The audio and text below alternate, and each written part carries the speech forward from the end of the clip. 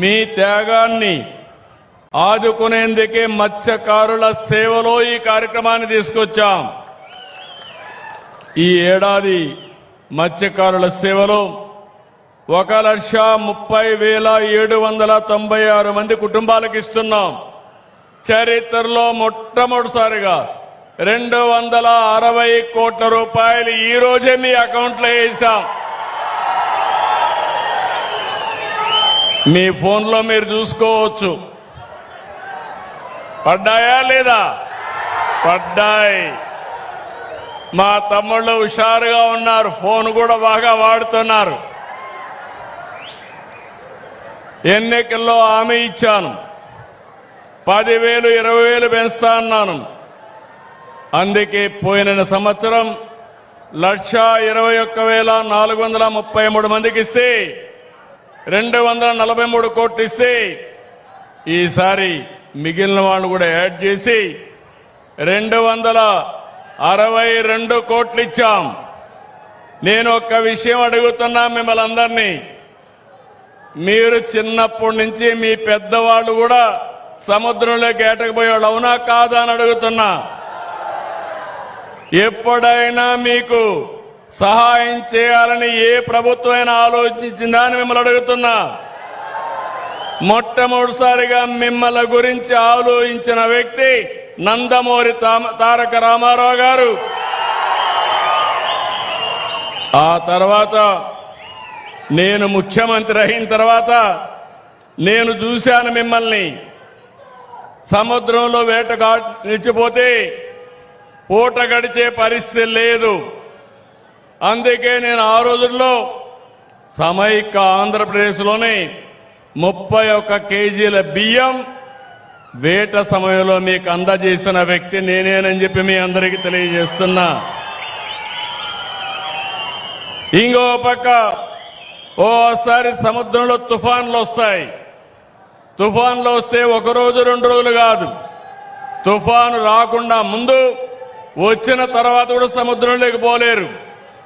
అందుకే 50 కేజీల బియ్యం సహాయాన్ని రెట్టింపు చేసిన ప్రభుత్వం తెలుగుదేశం ప్రభుత్వం, గుర్తుపెట్టుకోవాలి. మళ్లీ 2014-15 ఆ రోజు మళ్లీ ఆలోచించాను. 2000తో ప్రారంభించాను. 2016-17 మళ్ళా 4,000కు పెంచాను. 2019 10,000కు పెంచాను. అదే 5 ఏళ్లు ఇచ్చారు తప్ప ఒక్క పైసా కూడా మీకు ఇవ్వలేదు, అవునా కాదా అని మిమ్మల్ని అడుగుతున్నా. ఈరోజు మీ ప్రభుత్వం వచ్చింది, మళ్ళీ 10,000 నుంచి 20,000 చేసిన ప్రభుత్వం ఈ ప్రభుత్వం. నేను ఇక్కడతో ఆగడం లేదు. సముద్రం మీ పక్కనే ఉంది. సముద్రంలో అపారమైన సంపద ఉంది. ఆ సంపదను ఉపయోగించి మిమ్మల్ని అందరినీ పేదరికం నుంచి పైకి తెచ్చే బాధ్యత ఈ ప్రభుత్వానికి హామీ ఇస్తున్నా. మామూలు కాదు. 1053 కిలోమీటర్లు సుదీర్ఘమైన తీరం మన సంపద, మన బలం. లక్షలాది మత్స్య కార్మికులు జీవనోపాధి పైన ఆధారపడుతున్నారు.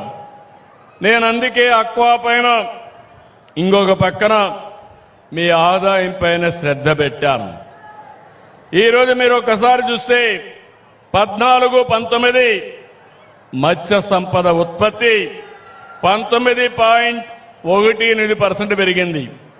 అదే కాంగ్రెస్ వచ్చింది, వైఎస్ఆర్ కాంగ్రెస్ వచ్చింది.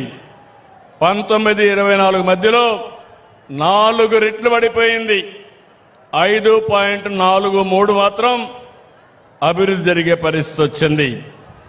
మళ్లీ నేను ఒకటే ఆలోచిస్తున్నాను. రాష్ట్రంలో వ్యవసాయం తర్వాత, నిర్మాణ రంగం తర్వాత ఎక్కువ ఆధారపడేది మత్స్య సంపద పైనే మీరు ఆధారపడుతున్నారు. రాష్ట్రం ఆధారపడతా ఉంది.